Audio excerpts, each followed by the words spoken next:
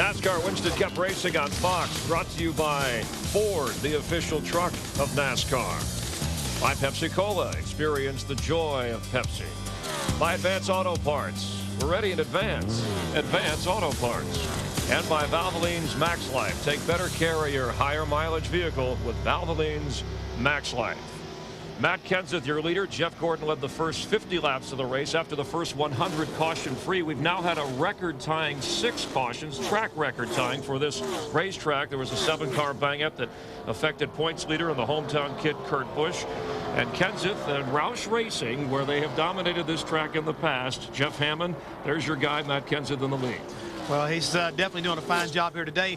You go back and you think about the last 5 races, Roush Racing has led 33% of all laps run here at Las Vegas. So whatever kind of mystique Jack Roush and these teams have over this racetrack, it continues. I mean, look, they look awesome right now. He's better than lucky in Vegas. He's good. And Kenseth, 5 wins, most of any driver last year. All of his wins starting 20th or further back in the field. He started 17th here today in Las Vegas.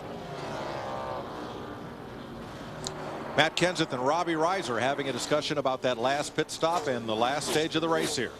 Funny, the pit sequence is pretty much through. I was a little worried about the 48 taking the 2 tires, but you got 4 and you're half a straightaway ahead of them. We're in good shape here.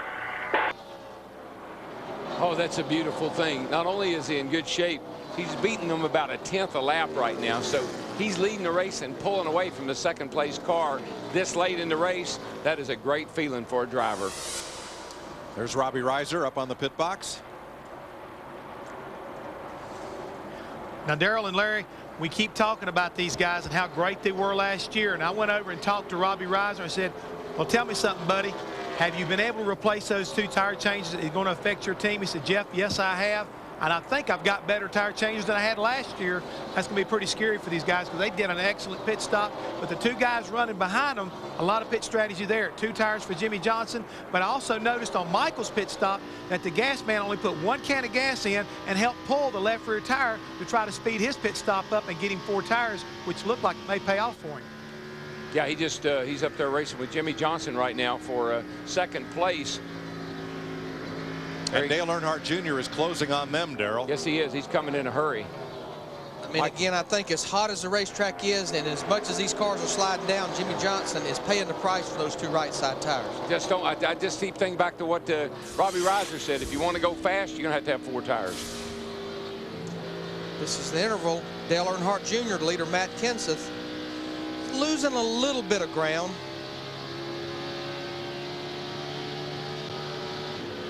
What happens, Dale Earnhardt Jr., when Matt Kenseth in the corner, it picks up, but when Matt gets on the straightaway, he pulls back away from him a little bit. Whoa, look out here. Give me some room. That's Hideo Fukuyama in Travis Carter's second car. Great Japanese road racer, but he's only had 2 Winston Cup starts. And I'll tell you, Darrell, he's given a good account of himself today. Hasn't been near any of the big skirmishes, and right now he's running in 33rd spot, logging some valuable laps. Yes, he is. Just trying to learn this, learn how we race here. It's not easy to come into Winston Cup racing. I don't care where you come from, Busch or truck, you still got to learn how they run these Winston Cup cars. And he's doing a pretty good job of staying out of the way and getting some good experience. And we're going to see him at about half the Winston Cup races this year. In 22 races are going to run. Here comes a Bobby Labonte, and he goes right up under Sterling, and he's right up along the side of Jeff Burton here as they head down toward turn 1. Yeah, I mean, that's a battle for like 5th, 6th, 7th, and 8th, that whole group right there. There's the 43 car. He took 2 tires, and you can see it just isn't paying off for these guys. Tony Stewart in the 20 car. I mean, look at him right there making it 3 wide. He goes by Sterling Marlin on the inside. Look at old Spencer right there, even though Jimmy is a lap down in the 7 car. All this is a battle for 5th place. You can't imagine he's just knocking that left front in every week, because then the car works better afterwards. But it does. I wouldn't say no, that. I wouldn't say that. But you could say when they repaired it, they might have repaired it better than the original piece. It's during competition, during the race, you do what you got to do. The heat of the battle. That's right. Let's see who's quick at the line here. Watching leader Matt Kenseth.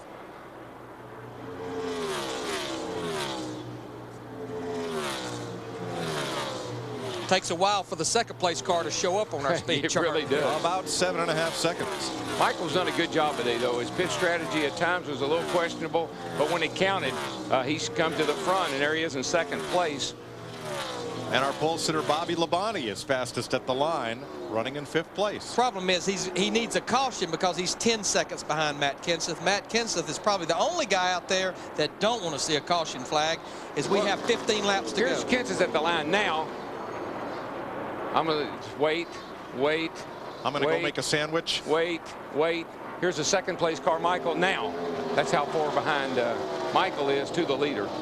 Second place car. You see him going by Jeff Gordon right there on the bottom in the 24 car. The fan may say, why did they fix the car? Why did they come back out there? Unless any other cars fall out, he's not going to gain any positions. But, Darrell, one of the things I always prided myself in and that race team is no DNFs. I want to be running at the end of every event, no matter what. Well, if a team gets accustomed to every time you bend a fender, you load the car up and go home, you'll never win a championship. And Kurt Busch has also come back on the Speedway. Same song, second verse, with a lot of repair to his car. Well, these championships have become where you win them only by 20, 30 points. So if you can get 3 or 4 or 5, whatever points you can gain here by going back out, that's worth the effort. And Gordon could pick up 1 or 2 positions if a couple of cars were to have trouble. Aerial coverage from Budweiser as you watch Jimmy Johnson and Dale Jr. battle for 3rd. Jimmy Johnson has not given up with those 2 tires, because remember, he has 2 tires. Dale Earnhardt Jr. has 4 tires. Matt? But Larry Mack, Chad Canals told Jimmy, we realize at this point in time we're probably not going to win the race. Now we've got to look at the bigger picture. We just need a top 5. 35 consecutive races. Jimmy has been in the top 10 in points. He ended the day 3rd. But with Kurt Busch's problems and Dale Jarrett's problems, they're looking at the bigger picture and what might be at day's end. Points as of now, as Jeff Gordon has taken his car back to the garage area. Well, once he comes to get to a point where no matter what happens, you can't gain any more spots, might as well take it on in the garage. I'm sure that's what they did. Ryan Newman moved up into 9th place. He got by the 25 there a second ago. 4th place race. Bobby Labonte taking it past Jimmy Johnson. A Bobby Labonte kind of day. Yeah. Stay out of trouble, work on your car, show up at the end of the day, and people say, where'd he come from? UPS, the official delivery company of NASCAR, delivers your chance to win 4 tickets to the Daytona 500. Log on to foxsports.com, keyword UPS Racing for your chance to win. I tell you, right behind this group running side by side, Jimmy Johnson, 18. You see that orange car right there? That's another Joe Gibbs car, Tony Stewart. He's up to 6th place, and he's quite a bit quicker than Jimmy Johnson and his teammate Bobby Labonte right now. You know, this is the first really, I mean, it's pretty warm out there today, and I'm watching Sterling Marlin, who was up there in the top 2 or 3 for quite some time. I just wonder if he was out of the car at the end of last year, the latter part of the last year. I just wonder if any fatigue factor would be setting in with him today. You know, Daytona's fairly, it's not a physical place. He fell out at Rockingham. This is the first good hard run he's had since his injury last year at Kansas City. Good question. Look at Jimmy Spencer down on the bottom. Now he is 1 lap down, fighting there with Labonte and Jimmy Johnson, who are racing for 4th. Matt, you got any information on Sterling? DW, I spoke with Al Shuford during the winter, and he said that Sterling Marlin's workout regime had gone like super max. Sterling really wanted to make a point in the offseason that when he got to Daytona, he was in the best shape he has ever been to climb behind the wheel of a race car. And he was. Al was very impressed with the workout program that Sterling adhered to during the offseason. They felt like that would really pay dividends here in the new season. So that answers that question. Sure. We went 100 laps caution-free and then had 6 of them in quick succession as Tony Stewart moves past Jimmy Johnson. This is for 5th place. 11 cars are on the lead lap, including Ryan Newman, Joe Nemechek, and Steve Park.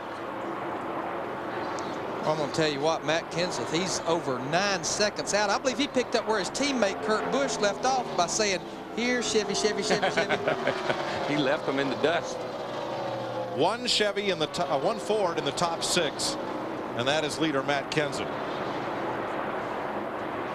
Gotta believe this is a good day for the 18 and the 20, particularly the 18 with Michael McSwain as new crew chief. set on the pole, and going to have him a good finish here today. That's a big turnaround from last year. Now, side by side for second, Michael Waltrip and teammate Dale Earnhardt Jr. Did Junior Johnson used to get nervous when you and Neil Bonnick run side by side like that? No, but he'd get mad if your car was faster than your teammates and you didn't try to pass him. I can tell you that. They're doing a whole lot more than trying to pass. I mean, they're beating on each other as we have 6 laps to go. When we get back to the shop on Monday, if your car was better than the other guys and he beat you, Junior would wear you out. He'd be coming on that radio right now and saying, boy, you ain't laying down on me, are you? But you have to believe, whether it's second or whether it's third, this is looking pretty good to Dale Earnhardt Jr. when you look at those first 2 finishes he had this year. Matt Yoakum.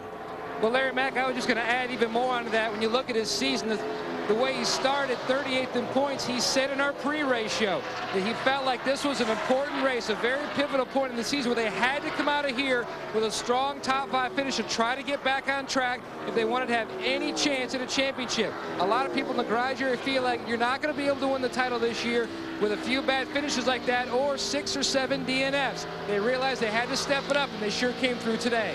Look at this race for 6th place as Jeff Burton gets underneath Jimmy Johnson, and Sterling Marlin is right there. And right behind them is that 12 car. He keeps nibbling away, and he's coming right up into the picture here. And he's got about 4 or 5 cars there that if he doesn't run out of time, he's going to be able to get around.